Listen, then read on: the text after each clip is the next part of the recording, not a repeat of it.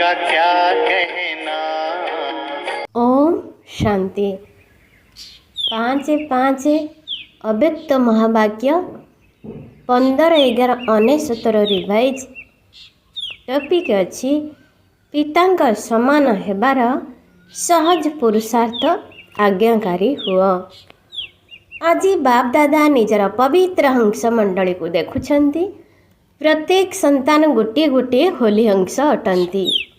सदा सर्वदा मन भितर ज्ञान रत्नर मनन चिंतन करि चलीछंती। होली हंसर काम है व्यर्थ रूपी गोड़ी पत्थर को दूरेई देई ज्ञान रत्नर मनन चिंतन करिबा। तेबे गोटिए गोटिए रत्न केते अमूल्य अटे। प्रत्येक संतान जेपरि ज्ञान रत्नर खणी पालटि गलेनी। तेणु ज्ञान रत्न सर्वदा भरपूर रहुछंती। आज बाप दादा पिला मानक भितरे गोटे विशेष कथा चेक करथिले। ताहा कौन होइथिबो? ज्ञानर बा जोगर सहज धारणार सहज आधार हेला बाबांकर एवं दादा अर्थात ब्रह्मा बाबांकर आज्ञाकारी होई चलिबा।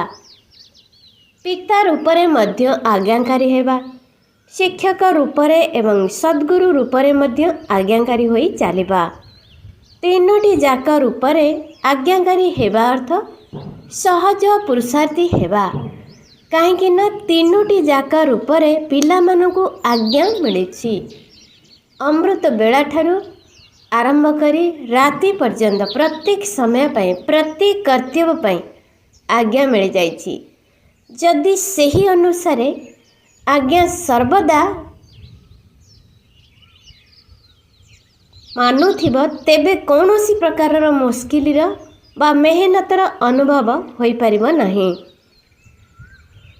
सबु समय पाई मानसिक संकल्पर वाणीर एवं कर्मर तीन प्रकारर आज्ञा स्पष्ट रूपरे मिल जाइछि। भाबिबार मध्य आवश्यकता नहीं जे एहाकु करिबो कि न करिबो, एहा ठीक ना भूल। भाबिबार मेहनत मध्य नहीं। परमात्मा आज्ञा सर्वदा श्रेष्ठ ही अटे। तेणु सबु कुमार माने जो माने भी आसीछ संगठनटी बहुत भल लगुछि। प्रत्येक संतान बाबांकर हेबा मात्रके बाबांकर सहित प्रतिज्ञा करिछ तो। जेतेबेले बाबांकर हेल सेतेबेले सर्वप्रथम प्रतिज्ञा कौन करिछ? बाबा एही शरीर मन धन कुमारंक निकटरे धन तो अधिक न थाए पुणी भी जहाँ भी अच्छी सबु किछि आपणकर यह प्रतिज्ञा करिछ ना। शरीर मन धन एवं संबंध सबु किछि आपणक सहित एही प्रतिज्ञा को मध्य पक्का करिछ तो। जदि शरीर मन धन सबु किछि आपणकर तेबे मोर आ कौन रहिला? आउ किछि मोर पणिया अछि कि? एहा व्यतीत आउ कौन अछि जे? शरीर मन धन जन सबु किछि तो बाबा को समर्पी देइछ। घर गृहस्थ बाला एही भली करिछ तो? मधुबन वाला करिछ तो? पक्का अटे ना। जदि मन मध्य बाबांकर अटे तेबे मोर मन तो नुहे ना। ना केवल मनटी मोर अटे। जदि मोर बोली भावी व्यवहार करिबो, जदि मन को मध्य बाबा को देई देल तेरे यह मध्य तुम निकटरे अमानत अटे। पुणी युद्ध केम थेरे करुछ? मोर मन बहुत दुखी अटे। मो मनरे व्यर्थ संकल्प आसुछि। मोर मन आज अविचलित हेउछि। जेबे कि मोर ही नुहे बाबांकर अमानत अटे। तेबे अमानत को मोर मने करी व्यवहार करिबा कोन यह अमानतर अपव्यवहार नुहे कि? तेबे माया को आसीबा पाई मध्य दुईटी द्वार रहिछि, मु एवं मोर। तेणु शरीर मध्य तुमार नुहे ताहले देह अभिमान युक्त मु केउठु आसिला? मन मध्य तुमार नुहे। तेणु मोर मोर केउठु आसिला? तोर ना मोर? जदि बाबांकर अटे तेबे कौन केवल कथारे ना कामरे? कहब बाबांकर किंतु भाबुथिबा मोर। तेणु केवल प्रथम प्रतिज्ञाटी को मने पकाओ ना। देह अभिमानर मु ना मोर? ତେଣୁ ବାବାଙ୍କ ଠାରୁ ଯେଉଁ ଆଜ୍ଞା ମିଳିଛି ନିଜର ଶରୀରକୁ ମଧ୍ୟ ଅମାନତ ବୋଲି ଭାବ, ମନକୁ ମଧ୍ୟ ଅମାନତ ବୋଲି ଭାବ। ତାପରେ ମେହନତ କରିବା କ'ଣ ଦରକାର? ଯଦି କୌଣସି ବି ଦୁର୍ବଳତା ଆସୁଛି ତେବେ ଏହି ଦୁଇଟି ଶବ୍ଦ ଦ୍ୱାରା ଆସୁଛି, ମୁଁ ଏବଂ ମୋର। ତେବେ ନା ଏହି ଶରୀର ତୁମର ଅଟେ, ନା ଦେହାଭିମାନ ଯୁକ୍ତ ଅଟେ ମୁଁ। ମନ ଭିତରେ ଯାହା ବି ସଂକଳ୍ପ ଚାଲୁଛି, ଯଦି ଆଜ୍ଞାକାରୀ ଅଟ ତେବେ ବାବାଙ୍କର ଆଜ୍ଞା କ'ଣ ମିଳିଛି? ସକାରାତ୍ମକ ଏବଂ ଶୁଭ ଭାବନା ଯୁକ୍ତ ସଂକଳ୍ପ କର। ଫାଲତୁ ସଂକଳ୍ପ କରିବା ପାଇଁ କ'ଣ ବାବାଙ୍କର ଆଜ୍ଞା ମିଳିଛି କି? ନୁହେଁ ନା?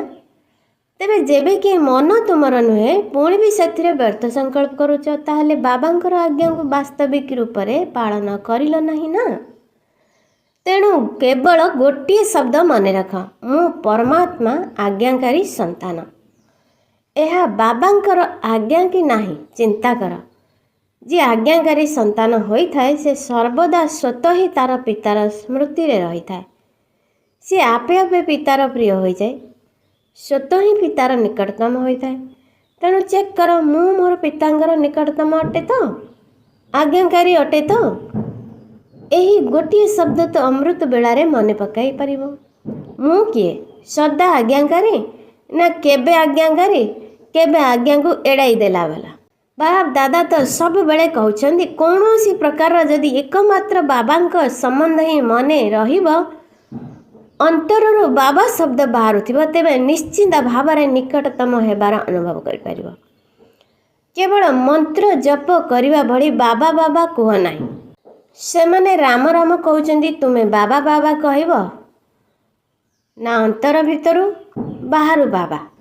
ପ୍ରତ୍ୟେକ କର୍ମ କରିବା ପୂର୍ବରୁ ଚେକ୍ କର ଯେ ମନ ପାଇଁ, ଶରୀର ପାଇଁ ବା ଧନ ପାଇଁ ବାବାଙ୍କର ଆଜ୍ଞା କ'ଣ? କୁମାରଙ୍କ ପାଖରେ ଚାହେ ଯେତେ ବି କମ୍ ଧନ ଥାଉ, କିନ୍ତୁ ବାବା ଯେଉଁଭଳି ଆଜ୍ଞା ଦେଇଛନ୍ତି ସେହି ଧନର ହିସାବ କିପରି ରଖିବ? ସେହି ଅନୁସାରେ ରଖୁଛ ତ, ନା ଯେମିତି ଇଚ୍ଛା ସେମିତି ଚାଲୁଛ? ସବୁ କୁମାରମାନଙ୍କୁ ଧନର ମଧ୍ୟ ହିସାବ ରଖିବା ଦରକାର। ଧନକୁ କେଉଁଠି ଏବଂ କିପରି ବ୍ୟବହାର କରିବାକୁ ହେବ, ଶରୀରକୁ ମଧ୍ୟ କେଉଁଠି ଲଗାଇବାକୁ ହେବ, ଏହାର ମଧ୍ୟ ହିସାବ ଜାଣିବା ଦରକାର। ଦାଦୀମାନେ ଯେତେବେଳେ ଧାରଣାର କ୍ଲାସ୍ କରାଉଛନ୍ତି ସେତେବେଳେ ବୁଝାଉଛନ୍ତି ନା, ଧନକୁ କିପରି ଖର୍ଚ୍ଚ କରିବ, କିପରି ହିସାବ ରଖିବ। କ'ଣ କୁମାରମାନଙ୍କୁ ଜଣା ଅଛି ତ? କିପରି ହିସାବ ରଖିବ, କେଉଁଠି ଧନ ଲଗାଇବ, ଏସବୁ ଜଣା ଅଛି ତ? ଅଳ୍ପ ପିଲା ହାତ ଉଠାଇଛନ୍ତି, ନୂଆ ନୂଆ ମଧ୍ୟ ଅଛନ୍ତି, ଏମାନଙ୍କୁ ଜଣା ନାହିଁ। ଦାଦୀଜୀଙ୍କୁ ଏମାନଙ୍କୁ ମଧ୍ୟ ନିଶ୍ଚିନ୍ତ ବତାଇ ଦେବ ଯେ କ'ଣ କ'ଣ କରିବାକୁ ହେବ। ଏହା ଦ୍ୱାରା ତୁମେ ନିଶ୍ଚିନ୍ତ ହୋଇଯିବ, ବୋଝର ଅନୁଭବ ହେବ ନାହିଁ। କାହିଁକି ନା ତୁମ ସମସ୍ତଙ୍କର ତ ଲକ୍ଷ୍ୟ ରହିଛି ନା। କୁମାର ଅର୍ଥ ହାଲକା ସ୍ଥିତି, ଡବଲ ଲାଇଟ୍ ସ୍ଥିତି। କୁମାରମାନଙ୍କର ଲକ୍ଷ୍ୟ ଅଛି ନା ଆମକୁ ନମ୍ବର 1ରେ ଆସିବାର ଅଛି। ତେଣୁ ଲକ୍ଷ୍ୟ ରଖିବା ସହିତ ଲକ୍ଷଣ ମଧ୍ୟ ରହିବା ଦରକାର ନା। ଯଦି ଲକ୍ଷ୍ୟ ବହୁତ ଉଚ୍ଚା ଥିବ କିନ୍ତୁ ଲକ୍ଷଣ ନଥିବ, ତେବେ ଲକ୍ଷ୍ୟସ୍ଥଳରେ ପହଞ୍ଚିବା ତ ମୁସ୍କିଲ ହୋଇଯିବ। ତେଣୁ ବାବାଙ୍କର ଯାହା ସବୁ ଆଜ୍ଞା ରହିଛି ସେଗୁଡ଼ିକୁ ସର୍ବଦା ବୁଦ୍ଧିରେ ରଖି କାର୍ଯ୍ୟ କରୁଥାଅ। ବାପ ଦାଦା ତ ପୂର୍ବରୁ ମଧ୍ୟ ବୁଝାଇ ଦେଇଛନ୍ତି ଯେ ବ୍ରାହ୍ମଣ ଜୀବନର ମୁଖ୍ୟ ସମ୍ପତ୍ତି ହେଲା ସମୟ, ସଂକଳ୍ପ ଏବଂ ଶ୍ୱାସ। ତୁମମାନଙ୍କର ଶ୍ୱାସ ମଧ୍ୟ ବହୁତ ଅମୂଲ୍ୟ ଅଟେ। ଗୋଟିଏ ବି ଶ୍ୱାସ ସାଧାରଣ ନ ହେଉ, ବ୍ୟର୍ଥ ନ ହେଉ। ଭକ୍ତି ମାର୍ଗରେ କୁହନ୍ତି ନା, ପ୍ରତିଟି ଶ୍ୱାସରେ ନିଜର ଇଷ୍ଟକୁ ସ୍ମରଣ କର। ତେଣୁ ନିଶ୍ୱାସ ମଧ୍ୟ ବ୍ୟର୍ଥ ନ ଯାଉ। ଜ୍ଞାନର ସମ୍ପତ୍ତି, ଶକ୍ତିର ସମ୍ପତ୍ତି ଏହିଗୁଡ଼ିକ ତ ନିଶ୍ଚିନ୍ତ ରହିଛି, କିନ୍ତୁ ମୁଖ୍ୟ ରୂପରେ ଏହି ତିନୋଟି ସମ୍ପତ୍ତି ସଂକଳ୍ପ, ସମୟ ଏବଂ ଶ୍ୱାସ ଆଜ୍ଞା ଅନୁସାରେ ସଫଳ ହେଉଛି ତ, ବ୍ୟର୍ଥରେ ନଷ୍ଟ ହେଉନାହିଁ ତ? କାହିଁକି ନା ବ୍ୟର୍ଥରେ ଚାଲିଗଲେ ଜମା ହୋଇପାରିବ ନାହିଁ ଏବଂ ଜମା ଖାତା ସାରା କଳ୍ପ ପାଇଁ ଏହି ସଙ୍ଗମ ଯୁଗରେ ହିଁ ଜମା କରିବାକୁ ହେବ। ଚାହେ ସତ୍ୟ ତ୍ରେତା ଯୁଗରେ ଶ୍ରେଷ୍ଠ ପଦ ପ୍ରାପ୍ତ କରିବାକୁ ହେବ ବା ଦ୍ୱାପର କଳି ଯୁଗରେ ପୂଜ୍ୟ ପଦ ପ୍ରାପ୍ତ କରିବା ହେଉ, କିନ୍ତୁ ଦୁଇଟି ଯାକ ପ୍ରାରବ୍ଧ ପାଇବା ପାଇଁ ଏହି ସଙ୍ଗମ ଯୁଗରେ ହିଁ ଜମା କରିବାକୁ ହେବ। ତେଣୁ ସେହି ହିସାବରେ ବିଚାର କର ଯେ ସଙ୍ଗମ ଯୁଗରେ ଏହି ବ୍ରାହ୍ମଣ ଜୀବନର ବା ଛୋଟିଆ ଜନ୍ମର ସଂକଳ୍ପ, ସମୟ ଏବଂ ଶ୍ୱାସ କେତେ ଅମୂଲ୍ୟ ଅଟେ। ଏଥିରେ କେବେ ବି ବେପାରୁଆ ହୁଅ ନାହିଁ। ଯେମିତି ନାହିଁ ଯେମିତି ଦିନଟି ବିତିଗଲା ତା ନୁହେଁ। ଦିନଟି ତ ବିତିଗଲା, କିନ୍ତୁ ଏହି ଗୋଟିଏ ଦିନରେ ବହୁତ କିଛି ହରାଇଦେଲ।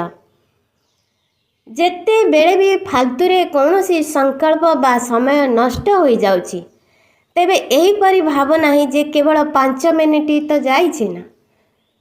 ସଞ୍ଚୟ କର। ସମୟ ଅନୁସାରେ ଦେଖ, ପ୍ରକୃତି ମଧ୍ୟ ନିଜର କାର୍ଯ୍ୟ କରିବାରେ କେତେ ସଜାଗ ଅଛି।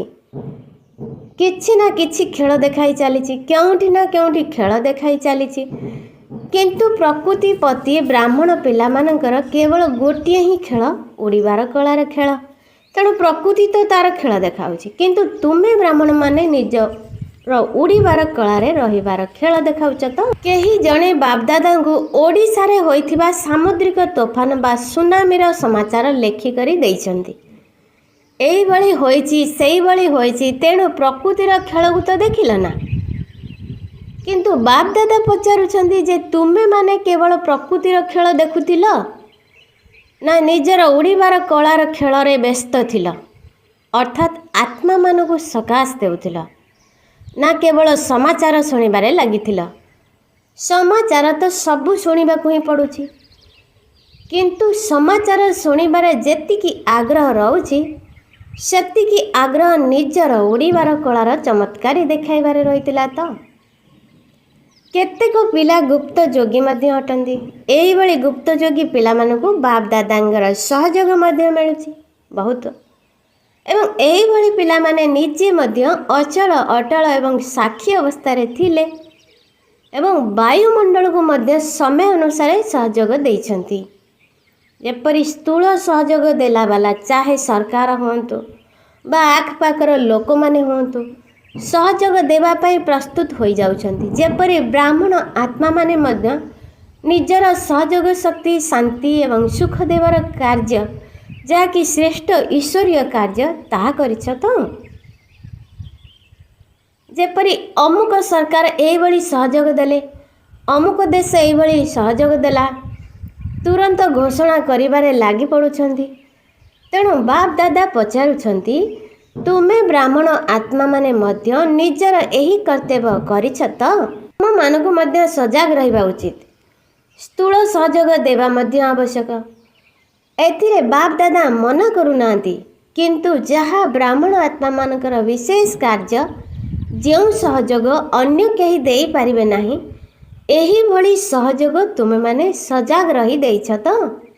ଦେବା କଥା ନା, ନା କେବଳ ସେମାନଙ୍କୁ ବସ୍ତ୍ର ଦରକାର, ଖାଦ୍ୟ ଦରକାର, କିନ୍ତୁ ପ୍ରଥମେ ତ ମନକୁ ଶାନ୍ତି ଦରକାର, ସମ୍ମୁଖୀନ କରିବାର ଶକ୍ତି ଦରକାର। ତେଣୁ ସ୍ଥୂଳ ସହଯୋଗ ସହିତ ସୂକ୍ଷ୍ମ ସହଯୋଗ କେବଳ ବ୍ରାହ୍ମଣ ଆତ୍ମାମାନେ ହିଁ ଦେଇପାରିବେ, ଅନ୍ୟ କେହି ଦେଇପାରିବେ ନାହିଁ। ତେବେ ଏହା ତ କିଛି ବି ନୁହେଁ, ଏହା ତ ପୂର୍ବ ସୂଚନା ଅଟେ। ପ୍ରକୃତ ବିନାଶ ତ ଆଗକୁ ଆସିବାକୁ ଯାଉଛି, ତାର ପୂର୍ବାଭାସ ତ, ପୂର୍ବ ସୂଚନା ତୁମମାନଙ୍କୁ ସମୟ କୁହ ବା ବାବା କୁହ କରାଇ ଦେଇଛନ୍ତି। ତେଣୁ ଯେଉଁ ସବୁ ଶକ୍ତି ଗୁଡ଼ିକ ବା ଯେଉଁ ସବୁ ସମ୍ପତ୍ତି ଗୁଡ଼ିକ ତୁମ ପାଖରେ ଅଛି, ତାକୁ ସମୟ ଅନୁସାରେ ବ୍ୟବହାର କରିବା ଜଣାଅଛି ତ। କୁମାରମାନେ କ'ଣ କରିବ? ସବୁ ଶକ୍ତି ଜମା ଅଛି ତ, ବ୍ୟବହାର କରିବା ଜଣାଅଛି ତ। ହାତ ତ ବହୁତ ଭଲ ଉଠାଇ ଦେଉଛ, ଏବେ କିନ୍ତୁ ବାସ୍ତବିକ ରୂପରେ ଦେଖାଇବାକୁ ହେବ, ସାକ୍ଷୀ ହୋଇ ଦେଖିବାକୁ ହିଁ ହେବ, ଶୁଣିବାକୁ ହିଁ ହେବ ଏବଂ ସହଯୋଗ ଦେବାକୁ ମଧ୍ୟ ହେବ। ଶେଷରେ ଯେତେବେଳେ ପ୍ରକୃତିର ପ୍ରକୃତ ପାଠ ଆରମ୍ଭ ହୋଇଯିବ, ସେତେବେଳେ ସାକ୍ଷୀ ଏବଂ ନିର୍ଭୟ ହୋଇ ରହିବାକୁ ଦେଖିବାକୁ ମଧ୍ୟ ହେବ ଏବଂ ନିଜର ପାଠ ମଧ୍ୟ କରିବାକୁ ହେବ। ସେତେବେଳେ କେଉଁ ପାଠ କରିବ? ଦାତାଙ୍କର ସନ୍ତାନ ହିସାବରେ ଦାତା ହୋଇ ଆତ୍ମାମାନଙ୍କୁ ଯାହା ସବୁ ଦରକାର ଥିବ ତାହା ଦେବାକୁ ହେବ। ତେବେ ତୁମେମାନେ ମାଷ୍ଟର ଦାତା ଅଟ ନା, ତେଣୁ ନିଜର ଷ୍ଟକ୍ ଜମା କର। ନିଜ ପାଖରେ ଯେତିକି ଷ୍ଟକ୍ ଜମା ରହିଥିବ, ସେହି ଅନୁସାରେ ହିଁ ଦାତା ହୋଇପାରିବ। ଯଦି ଶେଷ ସମୟ ପର୍ଯ୍ୟନ୍ତ ନିଜ ପାଇଁ ହିଁ ଜମା କରି ଚାଲିଥିବ, ତେବେ ଦାତା ହୋଇପାରିବ ନାହିଁ। ଅନେକ ଜନ୍ମ ପର୍ଯ୍ୟନ୍ତ ଯେଉଁଭଳି ଶ୍ରେଷ୍ଠ ପଦ ପାଇବାର ଅଛି, ତାକୁ ପ୍ରାପ୍ତ କରିପାରିବ ନାହିଁ। ସେଥିପାଇଁ ପ୍ରଥମ କଥା ହେଲା, ନିଜ ପାଖରେ ଭରପୁର ଷ୍ଟକ୍ ଜମା କର। शुभ भावना शुभकामनार भंडार सर्वदा भरपूर रही था। द्वितीय जो सब विशेष शक्ति गुड़िक रही से ही शक्ति गुड़िक जो समय जहाँ दरकार ताहा दे पारुथिबो। एबे समय अनुसार केवल निजर स्वार्थ संकल्प एवं समय लगाओ नहीं, ता सहित दाता हो विश्व को सहयोग मध्य दियो। निजर पुरुषार्थ तो शुणाई देउछु, अमृत बेलारू ही यही कथा चिंता कर जे मु आज्ञाकारी संतान। तेबे प्रत्येक कर्म पाई आज्ञा मध्य मिल जाइछि। उठिबार शोइबार खाइबार कर्मयोगी हेबार प्रत्येक कर्म पाई आज्ञा मिल जाइछि। तेणु आज्ञाकारी हेबा ही पितांग समान हेबा, बास केवल श्रीमत अनुसार ही चलिबार अछि, ना मनमत ना परमत। श्रीमत रे कौनसी प्रकारर मिश्रण न हो। जदि केबे मन मतरे केबे परमतरे चलिबो तेबे मेहनत करबाकू पड़िबो, सहजरे चली परिबो नाही, कारण मन मत परमत केबे भी उड़ीबाकू देव नाही। मन मत हेउ बा परमत हेउ ताहा बोझ सदृश अटे, तेणु बोझ केबे उड़ीबाकू देव नाही, किंतु श्रीमत तुमको डबल लाइट करदेव। श्रीमत अनुसार चलिबा अर्थ सहजरे बाप समान हेब। तेणु श्रीमत अनुसार चलिबा जणा अछि तो। अच्छा, तेबे कुमार माने कौन करिवे? निमंत्रण मिलला, स्वतंत्र भाव में अभ्यर्थना मध्य मिलला। देख केते गेला हो गलेनी। तेणु एबे आगो को कौन करियो? पाळनार प्रतिदान देव ना सेठाकू गला परे सेठिकार एठारे थिबा पर्यंत एठिकार एमिति करिवो नाही तो? एठारे तो बहुत मजारे अछि, मायार आक्रमण ठारू सुरक्षित रहिचा। एमिति केही अछि कि जहा पाखकू मधुबन रे मध्य माया आसुची, मधुबन रे मध्य मेहनत करबा पड़ुची, तेबे सुरक्षित मध्य अछ एवं भलरे मध्य अछ। बाप दादा मध्य खुशी होउचंदी। एही बड़ी समय मध्य आसीबो जेते बेले युवक मानक ऊपर सरकारଙ୍କର मध्य ध्यान जीव, किंतु सेते बेले ध्यान जीव जेते बेले तुमे माने विघ्न विनाशक होई जीव। तेबे विघ्न विनाशक कार नाम? तुम मानकर अटे ना। विघ्नर एते साहस न हेउ जाकि कौनसी कुमार को सामना करि परिबो। तेबे कुआजिब विघ्न विनाशक। विघ्न पछके हारी जीव किंतु आक्रमण करि परिबो नाही। तेणु विघ्न विनाशक हेबार साहस अछि तो ना सेठाकू जाई पत्र लिखिब, दादीजी कौन करिबी, स्थिति बहुत भल थिला जे किंतु किए जाने कौन होई गला, एमिति लिखिब नाही तो। केवल यही खुशी खबर लेख, ओके वेरी गुड मु विघ्न विनाशक अटे, बास केवल गोटे शब्द लेख, अधिक लंबा पत्र लेख नहीं, ओके। अच्छा, मधुबनर विशेषता मध्य बाप दादा पाखरे पहुँची जाइछि। मधुबन निवासी निजे निजर चार्ट लिखि पठाइछन्ति, बाप दादा पाखरे पहुँची जाइछि। बाप दादा सबु पिलांकु आज्ञा मानिबा वाला आज्ञाकारी संतान दृष्टि रे देखुछन्ति। विशेष कार्य मिलिथिला किंतु सदा प्रस्तुत रहुथिबा आत्मा होई आज्ञा पालन करिछन्ति, एथिपाई मध्य विशेष अभिनंदन देउछन्ति। अच्छा, समस्ते निज निजर चार्ट स्पष्ट भावरे लिखिछन्ति। दादीजी को तुमे मध्य फलाफल को देखि तापरे क्लास कराइबे। निज निजर अवस्थार चार्ट भल लिखिछन्ति। बाप दादा तो निश्चिंत अभिनंदन देउछन्ति, कारण सच्चा दिल वाला पिला मानक परे सच्चा साहेब संतुष्ट रही थांती। अच्छा, चारिआडर बाप दादांकर आज्ञाकारी पिला मानंकु सर्वदा उड़ीबार कलारे उड़ुथिबा कुमार मानंकु बाप दादांकर विशेष शुभेच्छा। एमिति मीठा बाबांकु आम पिला मानंकर नमस्ते नमस्ते नमस्ते। अच्छा, वरदान सर्वदा निजे आत्मिक स्थिति रे रही अन्य मानंकर मध्य आत्मा को देखुथिबा आत्मिक गोलाप फूल हुआ। आत्मिक गोलाप अर्थात जहाँ भितरे सर्वदा आत्मिक सुगंध भरी रहिथिबो, सेमाने जेउठी भी देखिबे, जहाँ को भी देखिबे तांकर आत्मा को ही देखिबे, शरीर को नुहे। तेणु निजे मध्य सर्वदा आत्मिक स्थिति रे रुह एवं अन्य मानकर मध्य आत्मा को देख। ଯେପରି ବାବା ଉଚ୍ଚରୁ ଉଚ୍ଚ ଅଟନ୍ତି, ସେହିପରି ତାଙ୍କର ବଗିଚା ମଧ୍ୟ ଉଚ୍ଚରୁ ଉଚ୍ଚ ଅଟେ। ଯେଉଁ ବଗିଚାର ବିଶେଷ ଶୋଭା, ତୁମେ ଆତ୍ମିକ ଗୋଲାପ ଫୁଲମାନେ ହିଁ ଅଟ। ତୁମମାନଙ୍କର ଆତ୍ମିକ ସୁଗନ୍ଧ ଅନେକ ଆତ୍ମାମାନଙ୍କର କଲ୍ୟାଣ କରିବ। ସ୍ଲୋଗାନ: ଯଦି ମର୍ଯ୍ୟାଦାର ଉଲ୍ଲଂଘନ କରି କାହାକୁ ବି ସୁଖ ଦେଲ, ତେବେ ତାହା ମଧ୍ୟ ଦୁଃଖର ଖାତାରେ ଜମା ହୋଇଯିବ।